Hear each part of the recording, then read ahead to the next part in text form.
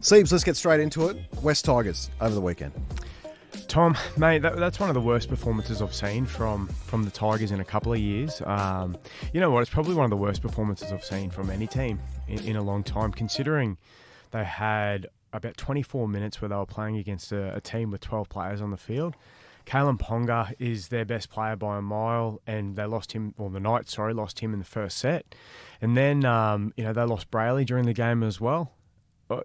Jack Johns was gone. I think they were down to 14 players, plus the sin bin and the send-off, and the Tigers did not look like scoring a try. A lot of the players that they've bought to try and improve their performance, I think their performance has actually gone backwards. I know Coruscant's been injured and started late, so there's probably some excuses there, but someone like Isaiah Papali'i, the way he's playing has completely changed to what made him effective at Para. He's shuffling the ball sideways. They don't really know. They look like they don't know what's going on.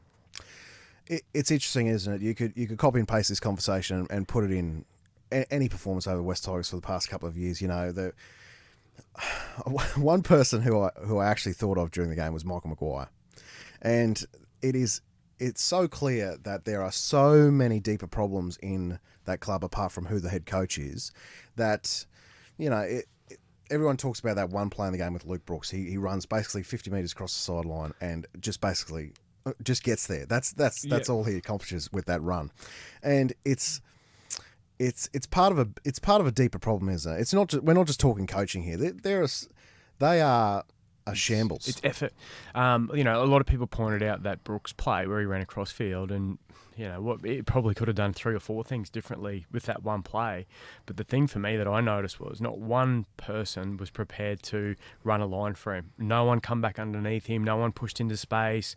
They all stood there and watched him. Some of the middles for the Tigers, there's a lot to be desired there with their effort and energy levels. Alex Twile, I think he has a crack every week. He's very limited in what he can do, but I don't think a lot of the other players in that forward pack really put their hand up and can honestly say, I had a red hot crack. Yeah, he Alex Twile's an interesting one. He you're right. He's someone that's not overly talented. He doesn't have any sort of game changing ability, but the effort is there. Yeah. And if that was to be matched by people who do have that ability around him, like Offengawi, Stefano Utukamanu, that's another one. And I'll tell you what, Steve, the score actually flattered them in the end, because that try at the end, that's a no try for all money. Yeah, no, I agree. And again, I suppose one of the things that we don't want to do is bag teams or bag players or what they're trying to do. But reality is the Tigers don't look like they've improved. So I don't know if the style of play. So Benji Marshall, Robbie Farah, the assistant coaches there, Tim Sheens has taken back over. It's all well and good to have a plan of how you want to play, but you also need the cattle to be able to play that way. And maybe the style of footy that they want to play just doesn't suit the players that are at the Tigers. They play the Dogs this week.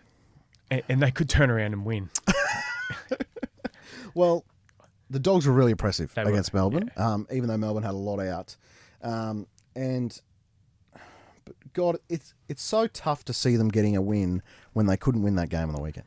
Yeah, that's exactly right. So, again, after a couple of games, I think you get a better indication of how teams really are going. And maybe the Dogs in that first game, they might not have been as bad as what people first thought. And maybe Manly were a little bit better than what they were given credit for. I know defensively Manly did smash the Dogs early in that game. So, you probably can take that one with a grain of salt for the Dogs. But they were super impressive against the Storm, especially that first 50 minutes. It could have been anything. It's pretty rare to see Storm get blown off the park like that. And the Storm really had no answers for them. How much stock do you put in the fact that they are down on troops? Oh, big time. I mean, you think of someone like Cameron Munster.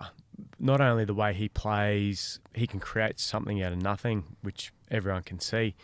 But I think the confidence that he would give everyone else as well. So him being out of the side would definitely have a huge impact. But not only that, I mean, Xavier Coates, Justin Olam, they're rep players. Yeah. And they're really good rep players as well. So both of those guys are listed to play this week. They're definitely going to make a difference. I think, I don't know, I can't remember a Storm team getting blown away like that though. It was 22-0, I think, at one point, and that's unheard of. You mentioned those two players back for Melbourne this week. I'd say just equally as important is Tui Kamikamica coming back. But they lose Nelson. They do lose Nelson. Also, Tarek Sims. Yeah, that's a good one. He'll be he's a professional. Yes, he's going to come off the bench. He'll play in the middle. Yeah, and they've got workers there. So they've got Welch and King there who will play probably 60 minutes minimum, and so the Nelson loss is quite substantial. But you're able to combat that with Tui and Tarek coming back into the team. Can I ask your thoughts on Tyron Wishart? I think he goes okay. I don't know what position he's best suited to though. That's probably the thing. At the moment, he's sort of a little bit like old school John Plath. He can play a little bit of everywhere, but where's he best suited? Yeah, and I don't know. You wouldn't. He is very much a positionless player. Yeah, and he's probably, when everyone's back for the Storm, he'll probably be in the mix to be the 14.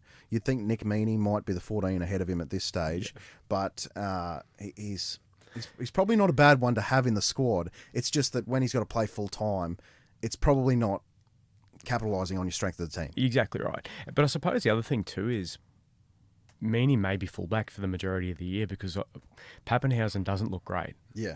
He might need some more time. Absolutely. Now, we'll go on to the Titans, who the Storm play this weekend. Really disappointing. I want to say though, personally, I was really happy for Hook. I've never.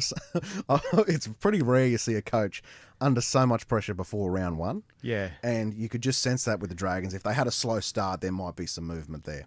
So for the Dragons to get a win, I was pretty happy for him. But they were abysmal.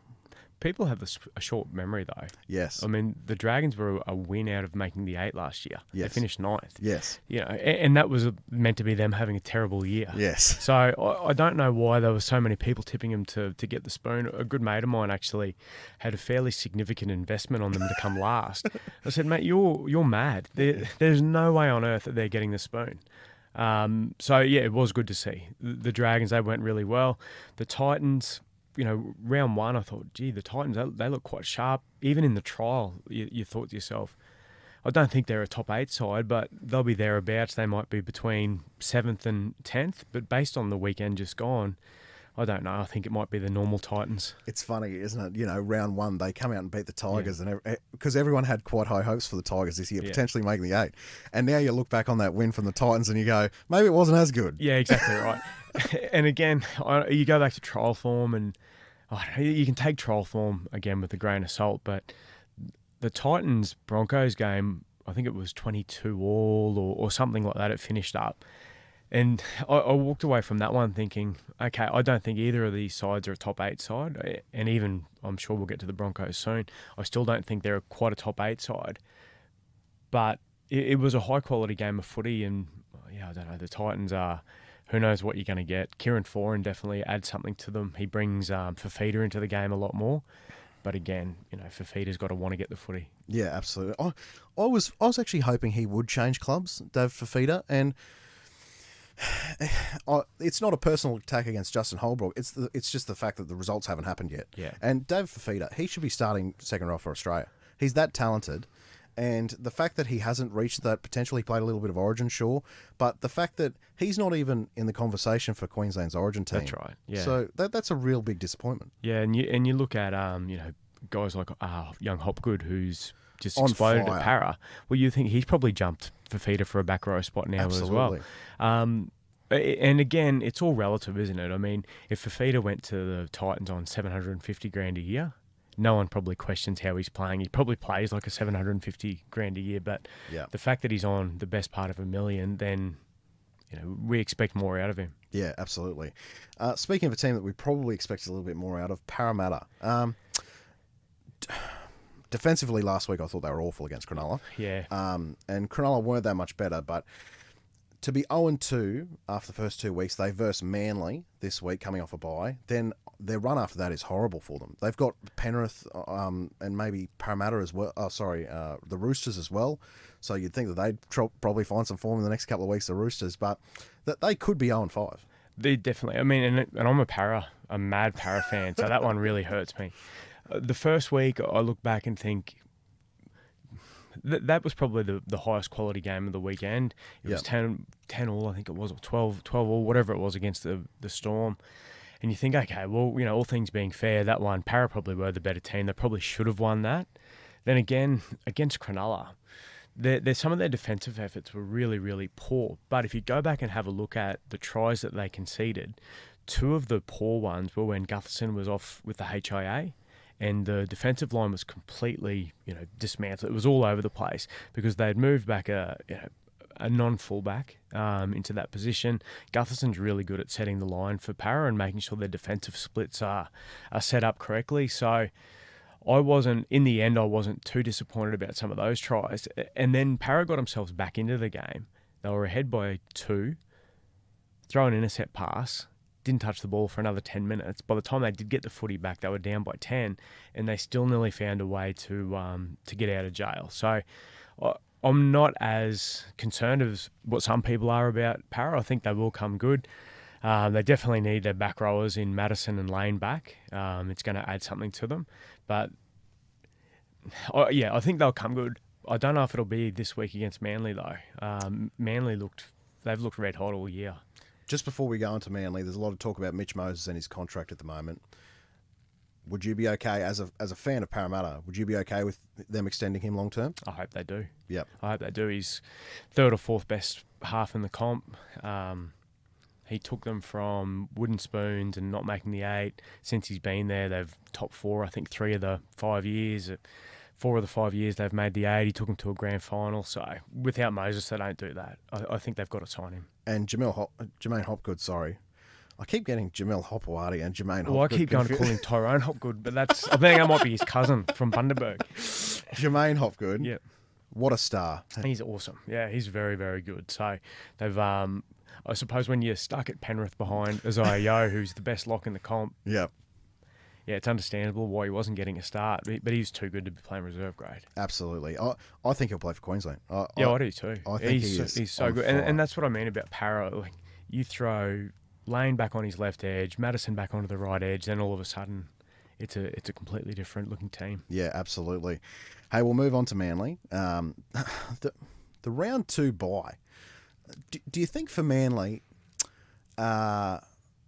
And I'd actually be keen to, if you've spoken to your brother about this, they had such a good win week 1, then having a bye. Is it a bit deflating?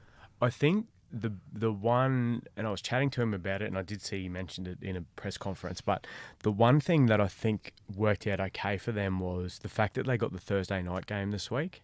Yeah. So realistically, it was just like having a long turnaround. Yeah. It might be like going from a Thursday night game to a Sunday the following week. So I don't think it affected them too much. It just, frustrating when they were on a roll. They've had some good wins in the trials. They looked impressive round 1. And then all of a sudden round 2 they don't play. But, I think during the year it'll be interesting to see how the bye does impact teams, whether it's a positive, a negative. It'll be good to see some trends on, how those teams come out of the bye as well. I think that's going to be something that we could look at in a few weeks' time to see if there's any trends there. But I think for this example, it's probably not too bad. It's just like having a long break between the games. I loved what Daly Cherry Evans said during the week. He had a press conference and he was asked, Parramatta, who you go up against, their next 3 opponents or the next 4 opponents are all coming off a bye. Yeah. And he goes, oh, yeah, I don't care. Yeah. And that's like they don't care. No. Really, they're so and all the teams like this are so focused on what they've got to do and who they've got coming next. They probably half the time don't even care about who they've got the following week. Yeah, exactly. And such a talented squad there at Manly. I just want to highlight 2 players. Halomi Olakawatu. First of all, he looks fitter than he's ever been. Yeah, and again, talking to Anthony about it, he's been super impressed with their fitness and how far they've come. There's some really good leaders there. I think in the Trbojevic brothers and Cherry Evans that pushed them. There's no shortcuts, and blokes get held accountable for trying to take shortcuts as well. So it's pretty obvious that they're a lot fitter than what they have been over the last couple of years. And Olakau'atu, he's so impressive. Like, I just think he's only going to get better and better. He's only early 20s too, as well, I think. Absolutely. And the other one I was going to highlight was Josh Schuster moving to 5'8". Can I get your thoughts on that? Yeah, I think with Cherry Evans, it works because you've got someone who can steer the ship, control the game, and he can react and just play footy. Obviously, they're going to have some structures that they want him to play within, but someone like that, he's got that X factor about him. Would it work if they had a less experienced half or a not quite as talented organiser in the halves? Maybe not, but I think for what they've got there with Cherry Evans, I can't see why it won't work. Yeah, I have to admit, I was so happy that they got the win week one. I was really happy for your brother, obviously, come back. Seriously though, what are your expectations for them? I think before that they played some games. Again, I wouldn't have this discussion with my brother because he would disagree, but I thought if Turbo stays fit, they can push to make the 8. But now I've changed my mind. Even if Turbo plays 60-70% of the games, I think they can make the 8. If they get a bit of luck with fitness and guys not getting injured throughout the year, and depending on what happens around Origin, who knows? Could they be in a position to be pushing for a top 4 spot at the end of the year? I can't see why. They don't have it. They have the talent there to do it. Yeah. So it's possible, but definitely I think there's no reason why they shouldn't be bottom of the 8. With health, you'd have to think that they certainly make the 8, but I agree that they can push for top 4. You got people like Paseka and Sipley coming on as well. Like these are forwards that haven't played a lot of games. And again, I said before about the short memories of people. Well, the Dragons last year, they were a win out of the 8. The year before, Manly come 4th. Yeah. So they were in the top 4. Yes, things dramatically fell away there last year, and obviously there were some things going on, but they've got the talent there. A lot of the same players are in within that Manly side. A number of them are now 30, 40 games more experienced as well. So, yeah, I think they can make the 8 for sure. Yeah. How's your brother? Yeah, he's good. Yeah? Yeah, he's good. He's loving it. Yeah, awesome. Yeah. And he's... One thing I noticed about when he went there, he's got a strong team around him. Not only on the field, but Shane Flanagan's there as well. Yeah, definitely. That was so we were away together when he was negotiating with different people about getting his team together and stuff like that. And he was talking to me about how Flanagan was the first person that he wanted to get on board, so that he had that experienced person there with him. Flanagan's won a comp. He's coached well over 150, 200 first grade games. So, he knew what he was getting there, and he wanted that experienced, strong support. Let's move on to the Dolphins. They take on Newcastle this week. I actually give Newcastle a chance in this game. Yeah, so do I. And first home game for them. So, even though no Ponga, no Brayley, obviously hurts, but God, I thought Jackson Hastings, he is such a good player. He is. Frizzell's not playing either. No. Which that does hurt him as well. But yeah, back to Hastings. There's got to be something there with him because, I don't know the bloke. I don't really, know many people who do actually know him. So I can't comment what he's like. But when you're at that many clubs in a short space of time, there's obviously something there. Whether or not he rubs people up the wrong way or he likes to do his own thing. I've got no idea what it might be. Yeah. But he can certainly play footy. And that's the strange thing. That, again, what makes you sit back and wonder why does he go from club to club to club, NRL to Super League and back, when he can clearly play footy. And I totally get that. The one thing I would counter that with, though, is, yes, I'm sure he had his problems early on at the Roosters. Yeah, definitely, yeah. But after that, he went to a Manly team under the Trent Barrett at the time that was bad. Yeah. He went over to Salford, killed it. He was Man of Steel over there. Then he's come back to the Tigers, who we already know are a basket case. Yeah. And then he's gone to the Knights, who I think really like him. Certainly Adam O'Brien loves him. But again, every place he goes seemed to like him straight away as well. Yeah. So, Could be. It just could be that eventually wear thin for different reasons. James Maloney was allegedly like that. You think of how many clubs he went to, and he was a winner, and he was a State of Origin player. Yeah. But he had a shelf life everywhere. He ended up having to move on. Yes. But there's a big opportunity for him now, though. Oh, for sure. Yeah, definitely. And again, like I said earlier, Ponga's their best player, and I think everyone would agree with that. But I don't think they're going to miss him. That might sound really strange, but I just don't think they're going to miss him. He hasn't played for a long time. Some of the games he has played over the last 6 to 9 months, I think it's pretty obvious that we're not getting the best out of him anyway. So, yeah, I give him a big chance of winning this game. With Ponga, he's got this concussion issue, obviously, and we hope that he gets over it. But I do think that in the long run, his best position would be 5'8". Yeah. But the traffic coming at him. Absolutely. Yeah. He goes from making, 70 tackles a year to 20 or 30 a game. Yeah.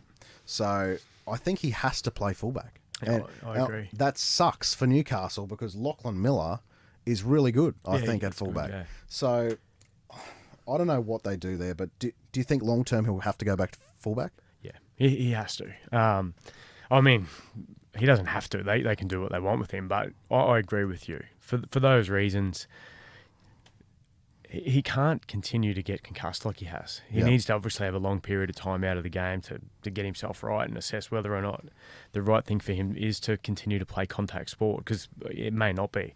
But again, what can they do to help him out there? And moving back to fullback could be the option. Absolutely. They play the Dolphins this week. Dolphins they've been good. Yeah, they have been, yeah. Yeah, the first couple of weeks. I'm not buying that they're going to make the 8. Neither am I. I'm not buying that they're going to be out of the bottom 4. Yeah. Because the problem and we'll get onto the Raiders in a second. Just quickly, the Raiders, I thought they could push for top 4, if things broke well. They're probably like, I look at them like Manly. Yeah. They've got the talent, they've got the players, they've got the X factors. They are allergic to winning close games. Yeah, it's frustrating if you were a Raiders supporter. I don't know how Ricky does it. Like he must have cost himself 20 years of life coaching that team. Anyway, back to the Dolphins. The problem for the Dolphins is if they get an injury or two in key positions, they're screwed. Oh, 100%. And I like a punt. And looking back, especially round 1, a lot of people would be kicking themselves that they didn't take the 650 on offer for the Dolphins. The players that they do have are experienced, they're hard, they've got a tough forward pack, blokes who are used to having that one-off game where they can just rip in and, win a game for someone on their own through brutality, which is what Kaufusi did. But then, can they do it over and over and over again for 20-odd rounds because they are getting on in age? Then you look at round 2, well, it was like a swamp. Yes. Yeah, it was pouring down rain. It had been for a couple of days. They were their first ever game at KO Stadium at Redcliffe. Yep. And again, you sort of think, well, it's probably not a shock that they were going to be in that game till the very end, and they end up getting away with it. I thought the Raiders would win, but yeah. So I don't know. It'll be interesting. Like you said, I think the Knights might get them this week, and then it'll be interesting to see how they go after a few more games. I'm a Storm fan, and so obviously you look at this team and you see Jesse Bromwich, Kenny Bromwich, Felice Kaufusi all gone from Melbourne. And I love what those guys did for Melbourne. But as a fan, I was not happy to see them go, but for the price that the Dolphins were paying, I was okay with it. Yeah. But I tell you what, like I thought Felice was not going to play Origin this year. He might just. Well, I mean, as you said, you're a Storm fan, so you probably watch them a lot closer than what the normal or average punter would. Kaufusi hasn't played 2 games like that for the Storm in 3 years. Absolutely not. He still does when he plays Origin. He still rips in, but he has not had games like that in at least two to 3 seasons. So. No, absolutely not. And for anyone to say that those 2 games aren't the best games that he's played in 2 years, they're laughing. Yeah, that's right. Like they're taking it. Like Kenny Bromwich, he still does what he does. He does the same thing every week. He's a 7 out of 10 every week. He's excellent. Yeah. Jesse Bromwich, again, has probably been a little bit quieter over the last couple of seasons as well. Yeah. But Kaufusi's the big one. The fact of the matter is these guys are all 32, 33, 34. So the natural decline is coming. At some point. Yeah. It will come. And Jesse Bromwich has signed a 2-year contract, or it might even be a third with an option. So he will decline at some stage. There's no doubt about that. So they need young guys to come through. The big thing with Bromwich, though, Jesse Bromwich, I think, regardless of how he's playing, even if he does start to decline, I get the feeling he'd be that type of bloke that you just need around leadership. Of course. You know, holding people accountable. Absolutely. But for the long-term success of the Dolphins, like the first 2 wins are great. Yeah. But I'm still not buying their top 8. No. Roosters South this week. Great game. The last time we saw these two teams, they all got sent off. It was one of the best. It was one of the best worst games of footy I've ever seen. Because it wasn't a good game of footy. It was just so entertaining. Yes, absolutely, absolutely. I think South win this game. Yeah, I think they will as well. The Roosters have got to show something though. They were terrible that first game against the Dolphins. They went 7 from 8, I think it was, with their completions to start the game. And then they went 2 from their next 10. Yeah. You know, so anyone who watches footy knows that you're going to struggle if you play it like that. But not only their completion rate was poor, they just looked average. They didn't look like they knew what was going on as far as their attacking structure went. You know, the tries that the Dolphins scored, they were opportunistic. So I don't think the defensive systems at the Roosters are a problem at the moment, but their attack just looks all over the shop. Do you buy that there's a bit of inner rift at the moment with Suaalii and Tedesco? Not one bit. Not one bit? Not one bit. I mean, Teddy's he's the Aussie captain. He's 9 times out of 10, he's the best player in any rep game he plays, any big game he plays for the Roosters. If Suaalii thinks that he's better than Teddy, well, maybe Suaali's the one with an issue. And I don't think any of that is happening. Yeah. I think the big thing for me is Keary and Walker in the halves just don't work together. You know, the Roosters, they're a team where you could move Manu to 6, partnering with Keary in the halves, and I think all of a sudden I'd be worried about them as the team to beat to win the comp. But with Keary and Walker in the halves, both so similar, both liabilities in defence. So if you have to move one on, who would you move on? I would move Walker on, because Walker's nowhere near as good as Keary. Even with Keary's another one with concussion issues. Yeah, that's right. And he is getting older. He's sneaky old. Yes. Keary. Like, I think he might be 30, 31 now. Yeah. But again, I don't know. Walker's got so much talent. Yeah. You can see that. But there's so many people with so much talent, and they don't make it in the NRL. It doesn't mean that they don't have talent. I don't know. I just watch the Roosters, and I think at times a lot of the things that Walker does do well, sometimes there's an element of luck to it. The bounce of the ball or a missed kick that, you know, because the Roosters are such a professional side, they've always got players in motion. They've always got people pushing through. So you can miss kick a footy and still create an opportunity. I just think at this stage, the Keary-Manu, that halves partnership could win the comp. What do you think? I think Manu needs to be close to the ball. Yeah. I agree that Manu at 6 would be the answer. However, I'm also thinking if you're one of these other clubs like the Dolphins, Joey Manu is your man. Like, to go throw money at. If you're the Warriors, Tigers. Like, if you're one of these clubs, Joey Manu is the guy. And you think, Manu's won 2 comps? Yep. So for him now, throw the checkbook at him. Exactly. But Brandon Smith hasn't been good the first 2 weeks. Yeah, he hasn't been.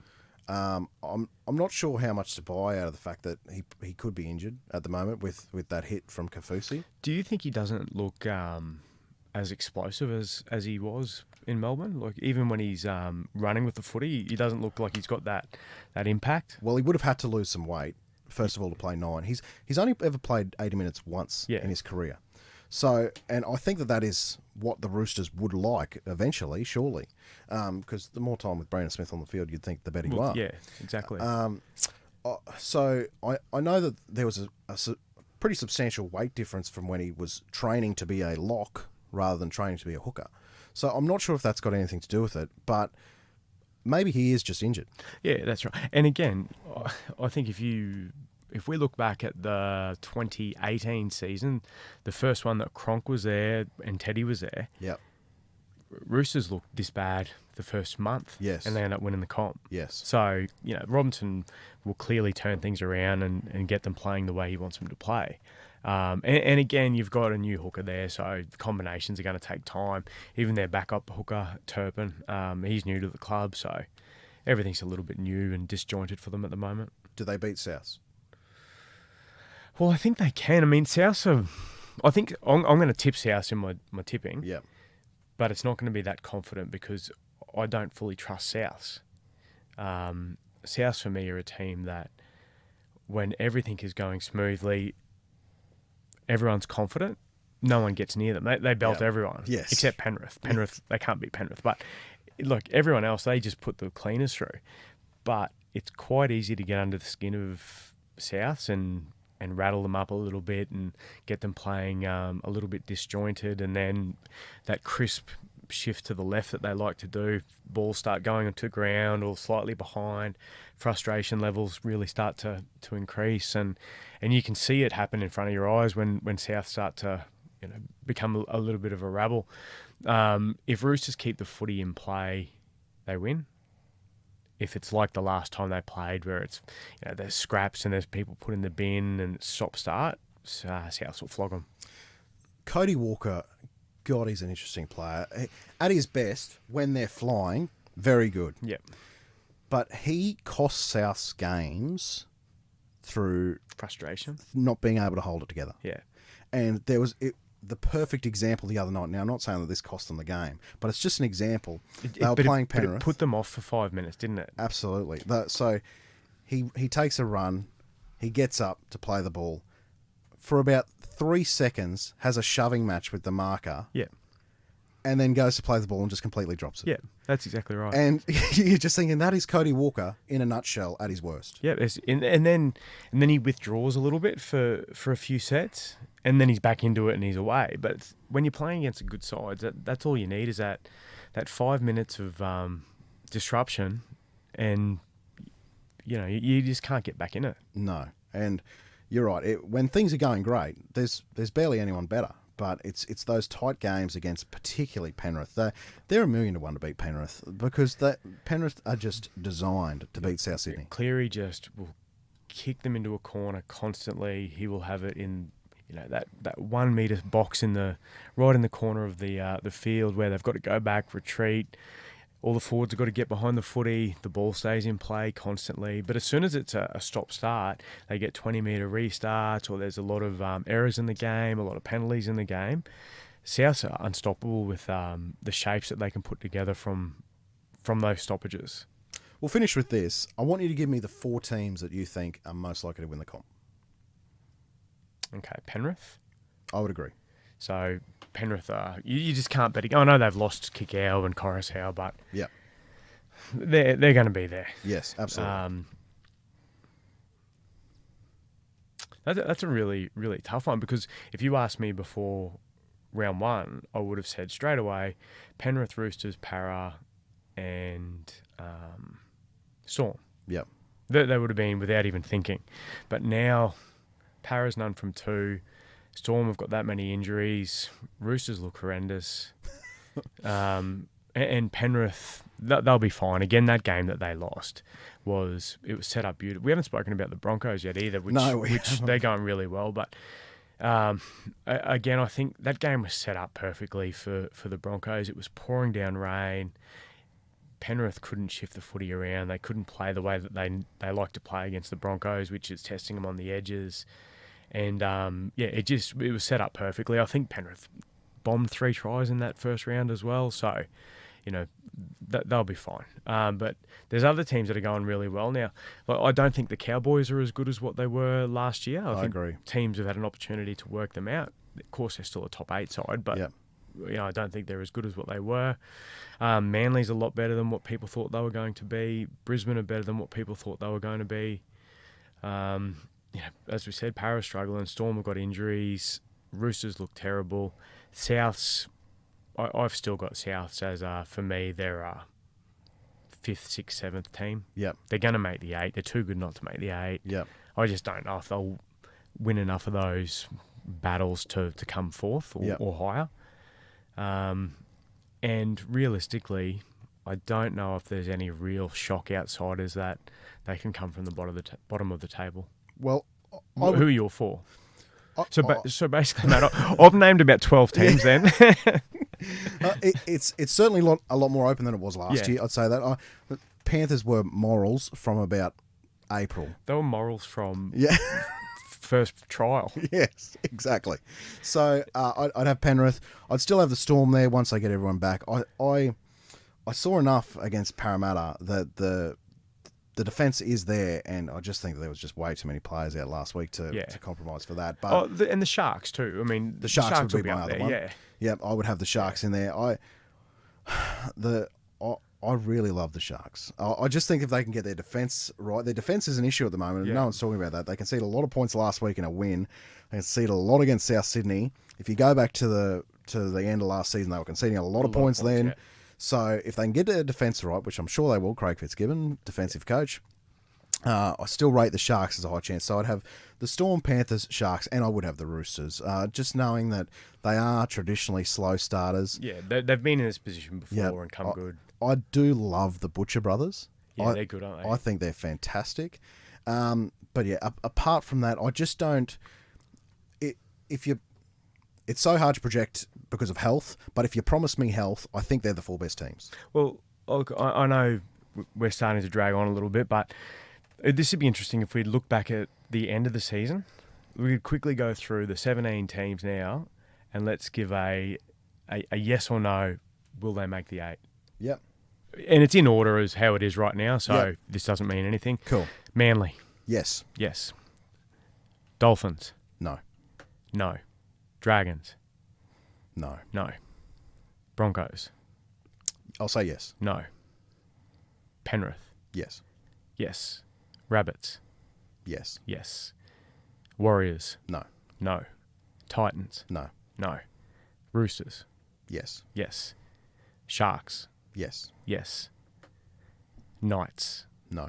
No. Storm. Yes. Yes. Cowboys. Yes. Yes. Dogs. No. No. Raiders. No, but they're underachieving. Yes or no, Tom? No. I've already up to 8. I've got no more spots. Okay. So I've got a no. Para. Well, I'll tell you what, if they start 0-5, no. I'm saying yes. Yep. Because I'm a fan of theirs. Yes. But they should. So I'm up to my 8. And then the Tigers. No. Okay, no. So for you, you've got your 8, and Para was a 50-50. Yeah, I think it's so rough to say in round 2 that Para's going to miss the 8, but I just think the comp is so much closer this year than last year. So if you were to say one team from your 8 that would drop out, it would be Parramatta. Sorry, from last year. From the 8 that you've just said now, because you had 8 and a 50-50. Probably. Because I looked at it and I hesitated for a split second with the Broncos, but until they can show that they can handle some adversity for a couple of games, I just can't see how they make the 8. I mean, they were sitting 4th with 5 rounds to go last year. One tough loss, and then all of a sudden it just capitulated for them. And it's still the same players there. I guess I probably would have the Eels out of the 8, which is just crazy to say because they made the grand final. They're a good team. And I look at it too, the Sharks and the Cowboys. And I know you're still quite high on the Sharks. We spoke about that before. I can't see either of them missing the 8, but I just don't think they're as good as what they were last year. No, and I'd agree with that. If you go back and look last year, Cowboys won a lot of games where the prime one was it was against West Tigers. And it was the penalty after the siren. Yeah. It's like the difference between winning and losing that game, which they should have lost, they go down to 4th or 5th. Was it the game at Brookvale when they were losing by 18 or 16 with 10 to go and won? Yep. You know, that's 4 points. Exactly. So it's not hard to, and this is why a lot of people had hopes for West Tigers this year possibly making the 8. They lose round 1 to the Titans. They lose round 2 to Newcastle. if they were serious about making the 8, they would have penciled that in as 2 wins. Yeah, definitely. Both of them were at home. So now where do they make that up? Yeah. They're not making that up against the Sharks. And that's where the Parramatta start becomes a little bit of an issue, because I don't think that even Brad Arthur would have been delusional thinking that they were going to go 2 from 2 to start the season against the teams that they were playing. Yeah. But they would have had 1 from 2 penciled in.